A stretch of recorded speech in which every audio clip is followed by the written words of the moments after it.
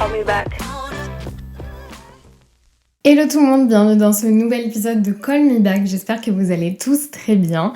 Je suis ravie de vous retrouver aujourd'hui dans ce nouvel épisode, en ce 14 juillet, qui est du coup la fête nationale en France. Je sais pas ce que vous faites de votre journée, si vous travaillez, si vous êtes à la maison, si vous êtes déjà en vacances, si vous partez en vacances. En tout cas, j'espère que vous passerez une très agréable journée. Je voulais en profiter au début de cet épisode pour vous parler de plusieurs choses. Alors, la première, je sais pas si vous savez, mais peu importe la plateforme sur laquelle vous écoutez le podcast, vous pouvez le noter et laisser un avis.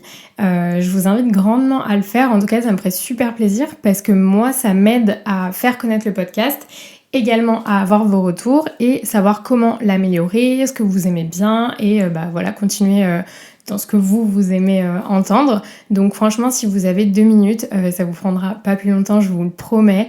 N'hésitez pas à mettre une petite note et un petit avis, si jamais le cœur vous en dit. Ça me ferait super plaisir et croyez pas, mais c'est important pour nous en tant que créateurs de contenu d'avoir souvent vos retours en fait. Ça nous permet, nous, comme je vous dis, de toujours nous améliorer et de faire au mieux et de vous créer du contenu qui est toujours mieux chaque jour et qui vous plaît. Donc voilà, ça c'était la première chose. Vous pouvez aussi vous abonner au podcast, il me semble. Comme ça, quand il y a un nouvel épisode, vous le verrez. Quelque chose que je voulais vous demander, que vous soyez sur YouTube ou que vous écoutiez le podcast, c'est notamment pour les gens sur YouTube. En fait, je suis en train de me demander, je suis en pleine réflexion de savoir est-ce que je continue de filmer les podcasts ou pas. Est-ce que ça vous intéresse réellement d'avoir aussi la vidéo pour certains ? Et voilà, n'hésitez pas à me dire parce que c'est vraiment, là je suis depuis ce matin en grosse réflexion là-dessus. Donc voilà, aujourd'hui on va parler d'un sujet qui me touche particulièrement et qui je pense touche énormément de femmes. Coucou la charge mentale, on va parler de la charge mentale. Si jamais vous êtes une femme et que ça vous parle, bienvenue. Si jamais ça ne vous parle pas mais que vous êtes une femme, eh bien je vous envie. Mais peut-être que juste vous aviez pas mis de mots sur la chose parce que je pense qu'en fait c'est un peu c'est toutes les femmes en général. Et si jamais vous pensez que votre conjoint ou la personne avec qui vous vivez ne comprend pas ce qu'est la charge mentale, n'hésitez pas à lui faire écouter le podcast, je pense que ça pourrait être très intéressant. Alors déjà la charge mentale, qu'est-ce que c'est ? Comme son nom l'indique, c'est une charge mentale qui est souvent ressentie par les femmes. Et en fait, c'est à peu près tout ce à quoi on doit penser. C'est-à-dire que ce soit la maison, les enfants, le ménage, faire à dîner, qu'est-ce qu'on va dîner, et les impôts, et est-ce que tu as payé le loyer, est-ce que tu as arrosé les plantes, enfin bref, absolument tout. Et en fait, ça s'accumule, et on a, je pense, sur une journée, énormément de choses à penser. Et honnêtement c'est lourd, c'est fatigant et c'est plutôt invisible et généralement les femmes le font un peu naturellement, c'est-à-dire qu'on est là, on fait tout ce qu'il y a à faire et en fait pour notre compagnon, voilà, ça paraît plutôt normal, voilà, de penser à faire les machines, de penser à faire tourner le lave-vaisselle, de vider le lave-vaisselle, de changer les draps, de passer l'aspirateur, enfin bref, c'est vraiment toutes ces petites tâches et plus importantes, d'ailleurs il n'y a pas que des petites tâches, il y a aussi des tâches plus importantes qu'on a à effectuer au quotidien, sans quoi notre vie serait un énorme chaos. Et c'est vrai que parfois, je ne veux pas faire de généralité, attention, mais parfois les hommes ne participent pas spécialement à toutes ces tâches-là, que parce que ce soit dû à leur éducation, leur personnalité ou le fait qu'ils travaillent. Je veux dire, il n'y a pas que des femmes au foyer, donc il y a aussi des femmes qui travaillent et qui en plus ont cette charge mentale. Et c'est vrai qu'elle est parfois dure à gérer parce qu'elle devient épuisante psychologiquement et stressante en fait parce qu'on est toujours en train de... Enfin en tout cas pour ma part, hein, moi je sais que je suis toujours en train de penser à est-ce que j'ai fait ça, et il faut faire ça, et le rendez-vous du pédiatre, et la mutuelle, et voilà. Et après tu rajoutes tout le stress que ton chéri te ramène, et t'as perdu ta carte vitale, et pourquoi t'as plus de mutuelle, et qu'est-ce qui se passe, enfin voilà, les factures, l'électricité, bref... C'est vraiment un gros tourbillon d'informations chaque jour et qui est, mine de rien, très fatigant, très épuisant à la longue. La plupart du temps, quand on en parle aux hommes, ils comprennent pas. Ils comprennent pas pourquoi on est stressé, ils comprennent pas pourquoi on est fatigué. Et puis souvent, mais c'est pas grave ça, si c'est pas fait, tu peux le faire demain ou un autre jour. Et ils comprennent pas cette importance de, d'avoir un cadre qui est quand même... Enfin, moi, j'ai besoin en tout cas, surtout depuis que je suis maman, d'avoir quelque chose d'hyper safe, un cadre dans lequel je me sens en sécurité et où il n'y a pas tout le temps des éléments de stress qui viennent se superposer les uns aux autres, où en gros je peux passer une journée en me disant ok, je sais qu'aujourd'hui il faut que je fasse ça, et il faut que ça soit fait aujourd'hui, parce que si c'est pas fait aujourd'hui et que je le reporte à demain il y a d'autres choses à faire et du coup ça va s'accumuler, et bref, l'accumulation qui fait qu'à la fin on se sent parfois complètement dépassé et on n'arrive plus à gérer. Voilà, donc il y a déjà cette première problématique de ok, la personne avec qui je vis ne comprend pas. Il y a aussi un truc qui est hyper frustrant chez les mecs. Alors pareil, hein, vraiment ne prenez pas ce que je dis pour des généralités, mais il faut quand même que j'en parle. Pourquoi ils ne prennent pas d'initiative? Pourquoi ça ne vient pas d'eux-mêmes? Parce que souvent c'est mais pourquoi tu m'as pas demandé? Fallait me dire que machin, fallait me dire que t'étais fatiguée. Alors déjà moi j'ai pris le parti pris de le dire maintenant. C'est-à-dire que quand je suis stressée, quand je suis fatiguée, quand j'ai trop de charge mentale, je le dis. Donc que tu le comprennes ou que tu le comprennes pas, au moins tu l'entends, hein. C'est déjà pas mal. Et je le dis, je dis là je peux plus, il y a trop de choses à gérer, j'ai besoin que tu m'aides sur ça, j'ai besoin que tu fasses ci, j'ai besoin que tu fasses ça. Et c'est vrai qu'avant... Alors pas surtout, attention, je n'arrive pas tout à déléguer. Généralement, je vais déléguer vraiment les petites tâches sans importantes parce que j'ai aussi ce truc de vouloir contrôler, de vouloir que ce soit bien fait pour ne pas avoir à passer derrière, parce que souvent c'est ça aussi, on va leur demander de faire un truc mais il va falloir passer derrière. Bref, franchement, je comprends pas, hein. S'il vous plaît, les mamans de des années 2000, là, éduquez vos petits garçons à participer à la maison, à faire les tâches ménagères, à ce que ce soit normal pour eux, parce que moi, ma fille, je vais lui expliquer que c'est totalement normal qu'elle ne fasse pas tout.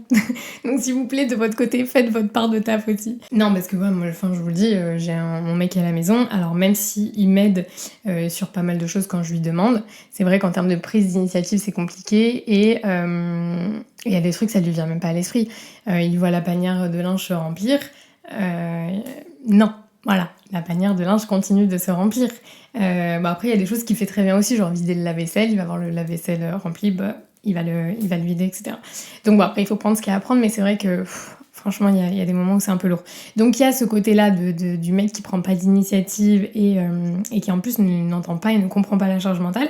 Donc il faut le dire, hein. Moi, j'ai complètement pris l'habitude aujourd'hui, comme je vous dis, de dire là, j'ai besoin que tu m'aides. Donc c'est vrai qu'il y a un moment, j'étais dans cette phase de mais j'ai pas envie d'avoir à te le demander, j'ai envie que ça vienne de toi-même, j'ai envie que tu le comprennes toi. Et en fait, j'ai compris que c'était une bataille sans fin parce que ce moment-là ne viendra pas. Et donc du coup, je me suis dit écoute, si on va prendre le problème à l'envers, si il ne le fait pas tout seul, c'est pas grave, on va le demander comme un petit enfant. Voilà. Là, je caricature un petit peu, mais c'est vraiment il faut demander, il faut pas hésiter. Et comme je vous dis, moi j'ai encore du mal sur plein de choses, hein. Déléguer des tâches où vous savez pertinemment que vous allez devoir repasser après, dans votre tête vous dites à la limite je le fais moi-même, ça ira plus vite que si je lui demande qu'il le fasse mal et qu'après je repasse après, donc un peu la flemme. Et donc voilà, c'est vraiment important de se rendre compte, je pense aussi à un moment qu'il faut un peu lâcher prise. Et c'est très compliqué parce qu'il y a des choses qu'il faut faire, mais dans ces cas-là, il faut peut-être établir une liste de priorités en fait, entre les choses qui sont vraiment urgentes et qui doivent être faites tout de suite dans l'instant T, parce que si vous patientez pour ces choses-là, ça vous emmènera sur quelque chose de pas terrible après. Mais il faut aussi savoir se dire ok, c'est pas grave, j'ai pas eu le temps de faire la machine aujourd'hui, y a pas mort d'homme, je la ferai demain. Pareil, voilà, vraiment pour les tâches qui sont un peu moins importantes, type le ménage. Le ménage pour moi, là, ces 2 dernières semaines, a pris une place mais tellement importante parce qu'en fait c'était tellement le bordel dans ma tête que là je me sens obligée, et pour aller bien en fait, de tout ranger tout le temps. J'essaye de plus laisser traîner parce que ça c'est... Je suis une championne là-dessus, hein. Je déplace un truc, je le pose, machin, et ensuite je me retrouve à la fin de la journée avec un tas de trucs à ranger. Donc j'essaye effectivement de plus laisser traîner, mais voilà, quand je disais que le ménage faisait partie des petites choses pas importantes, c'est vrai que, mine de rien, c'est quand même important d'avoir un chez-soi qui est rangé pour que ce soit rangé dans notre tête. Donc, mais ça, vous pouvez vous faire aider. Moi, je sais que par exemple, mon chéri ne sait pas nettoyer. Il sait ranger, mais il sait pas nettoyer. Donc, du coup, on divise. Toi, tu ranges et moi, je nettoie. Voilà. Mais il faut vraiment partager les tâches comme ça. Et je sais que ça peut s'avérer compliqué quand les deux travaillent, quand on rentre du travail et qu'on est fatigué, qu'en plus il faut s'occuper des enfants. Franchement, je vous le dis, les gars, j'ai fait le constat dernièrement. Si jamais vous n'êtes pas seul et sachez que c'est le bordel partout. Je n'ai pas un couple autour de moi où il n'y a pas des histoires de ménage, de je suis fatiguée, des enfants, du taf, de machin. Tout le monde. Donc vraiment, alors peut-être que ça va vous rassurer.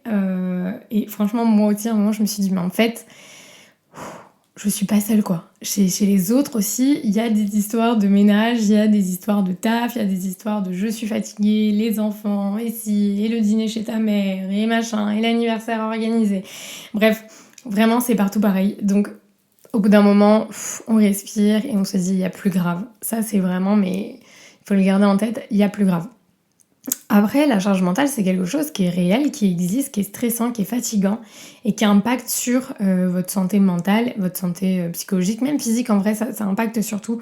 C'est omniprésent. On s'en rend pas nécessairement compte. Là, aujourd'hui, si vous écoutez du coup ce podcast, peut-être que vous arriverez à mettre un mot. Mais le fait d'être tout le temps sur le qui-vive en fait en train de penser à ce qu'il faut faire après. Vous avez même pas terminé. Moi ça c'est mon grand truc, j'ai même pas terminé ce que je suis en train de faire que je suis déjà en train de penser à ce que je dois faire après et à ce qu'il faut refaire après. Genre l'exemple tout bête, hier je me suis fait une to-do list, je me suis dit ça me un peu me cadrer le truc, ça va me simplifier la vie. Et bah non, tout au long de ma journée la to-do list elle s'est rallongée. Tiens, je rajoutais des trucs, je passais devant les plantes, je me disais ah il faut que j'arrose les plantes. Je passais devant la piscine, ah il faut que je nettoie la piscine. Enfin toute la journée dès que je passais devant quelque chose, je me disais mais en fait il faut que je fasse ça et ça et ça et ça. Donc il y a un moment où il faut quand même être conscient qu'on est des êtres humains, que même si on est hyper fort et que on est hyper motivé et que machin, il y a un moment où il faut savoir dire stop, il faut savoir se poser et il faut savoir prendre du temps. Il faut savoir se dire c'est pas grave, je fais une to-do list le matin. D'ailleurs, j'utilise un truc, les gars, je n'avais jamais fait ça. C'est tout bête, hein. Et franchement, je trouve ça 1000 fois plus simple que toutes les applis de to-do list qu'on peut nous proposer. Vous allez dans Notes et vous avez un truc, vous pouvez faire des listes avec des petits ronds et une fois que c'est fait, vous les cochez. Tout simplement. Et hier, j'ai fait ça et j'ai trouvé ça extraordinaire. Alors, ça se trouve, vous connaissiez, hein, les gars, mais moi, je débarque complètement sur ce truc-là. Donc, et en fait, ça m'a simplifié la vie. Ce matin, j'ai refait pareil. Je me suis fait un peu la to-do list de ce que j'avais à faire.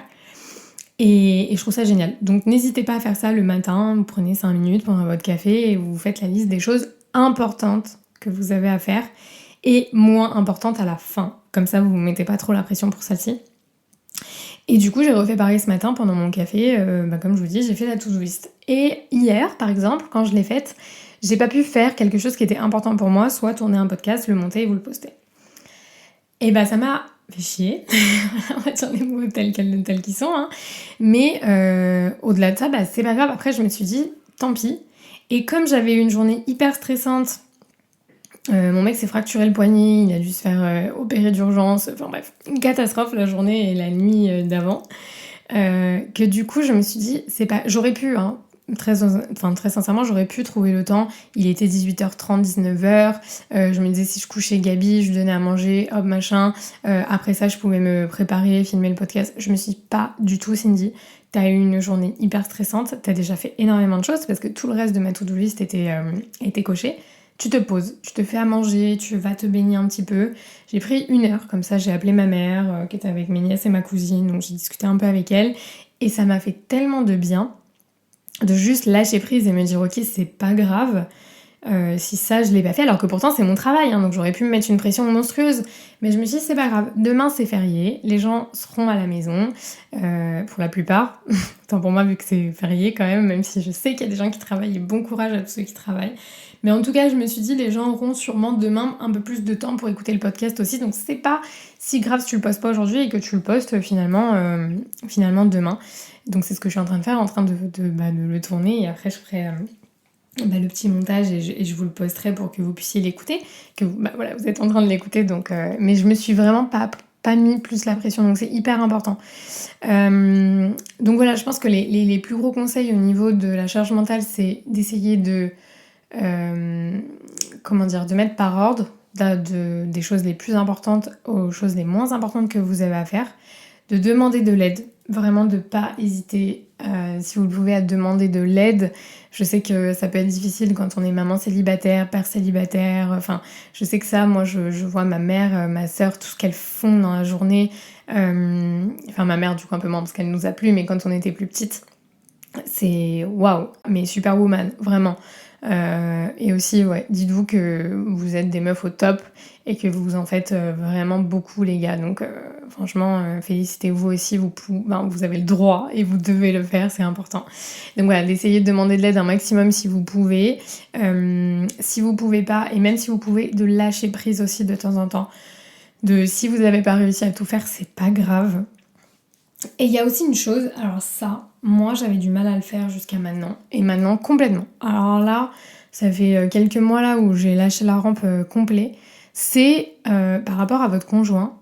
D'ailleurs ça pourra peut-être être un sujet d'un autre podcast, n'hésitez pas à me dire, mais vous n'êtes pas sa mère. Voilà, vous n'êtes pas sa mère et vous n'êtes pas à sa place. C'est-à-dire que si votre conjoint n'a pas pris le temps de déclarer ses impôts, si votre conjoint n'a pas pris de mutuelle, si votre conjoint n'a pas pris le rendez-vous qu'il devait prendre pour tel ou tel truc, s'il a perdu sa carte bleue, sa carte vitale, peu importe ce qui peut lui arriver, c'est un grand garçon, c'est une grande personne qui a reçu son éducation. Laissez-le faire. Et s'il doit se retrouver dans une situation qui est chiante, il se retrouvera dans une situation chiante.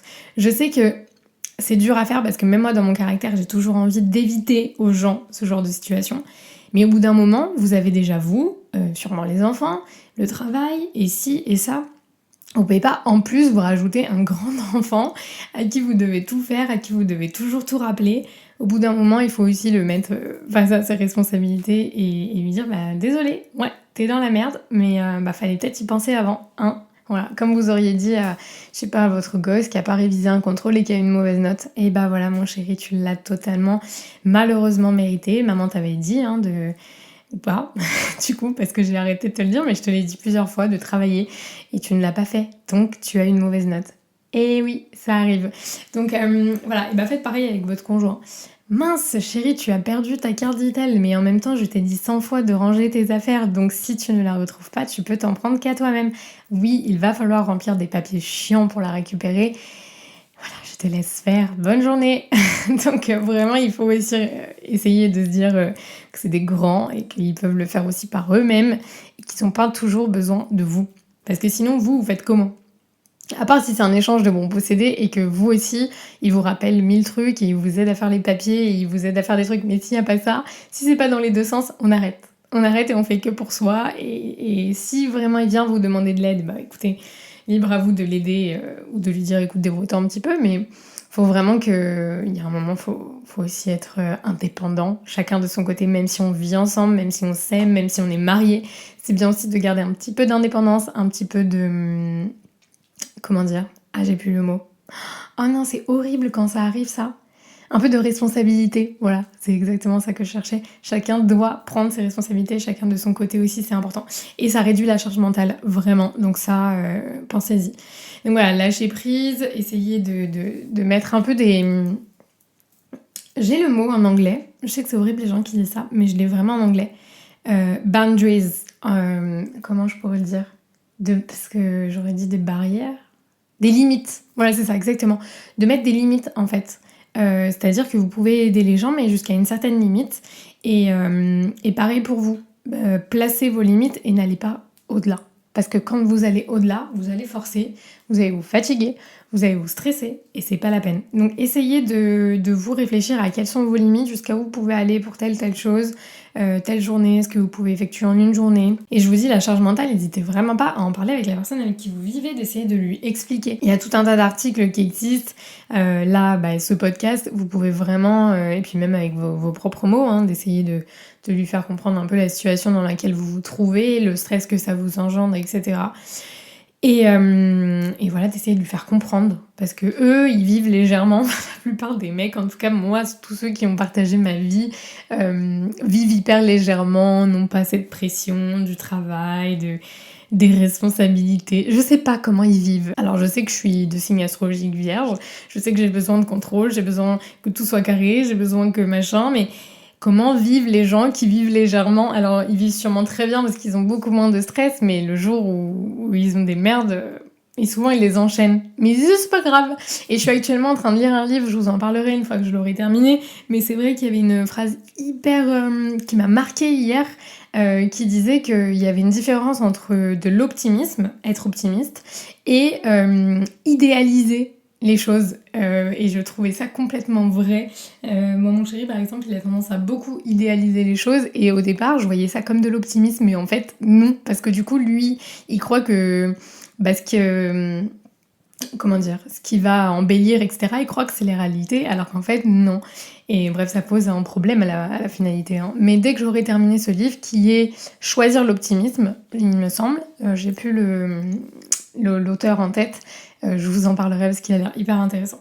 Donc voilà, ça c'est mes petits conseils par rapport à la charge mentale. Et le dernier conseil que j'aurai à vous donner, c'est de prendre du temps pour vous. Même si vous n'avez pas réussi à tout faire, même si votre to-do list n'est pas terminée, n'hésitez pas à vous dire « Ok, c'est pas grave, j'ai déjà fait beaucoup, c'est déjà super bien. Ouais, je suis humaine aussi, je suis pas non plus ok, superwoman, très bien, mais il y a un moment, ça va aller. » Donc, prenez du temps pour vous, allez vous poser, prenez un verre de vin si vous aimez le vin, lisez un livre, quelques pages, posez-vous devant une série, devant un truc que vous avez envie de regarder à la télé.